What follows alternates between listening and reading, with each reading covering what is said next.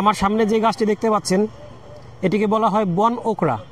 এটা সাধারণত আমাদের ঝোপঝাড়ে বনবাজারে এমনিতেই জন্মে, তবে এটা একটা আগাছা হলেও কিন্তু এর অনেক উপকার আছে। এই গাছটার পাতা, কাণ্ড এবং শিকড়, ফুল প্রত্যেকটাই বেশ কার্যকরী। এই গাছের পাতা আমাদের গবাদি পশু প্রিয় খাদ্য। এই গাছের পাতা যদি আমাদের গবাদি পশু খায় সেক্ষেত্রে কিন্তু গরুর দুধ বেশি হয়। আবার অনেকের কোমর ব্যথা, বাতের ব্যথা, টনসিলের ব্যথা, বদহজম ইত্যাদি সমস্যা থাকে, সেক্ষেত্রে কিন্তু এর শিকড়ের রস যদি সিদ্ধ করে কাঠ তৈরি করে সেটা খাওয়া যায় তাহলে কিন্তু এক্ষেত্রে বেশ উপকার পাওয়া যায়। এই গাছের ফুল কিন্তু শুকনো কাশির জন্য বেশ উপকারী। আবার এই গাছ দিয়ে এক ধরনের লোশন তৈরি করা হয় যা মাথা ব্যথা এবং মুখের ব্রণ নিরাময়ে কাজ করে।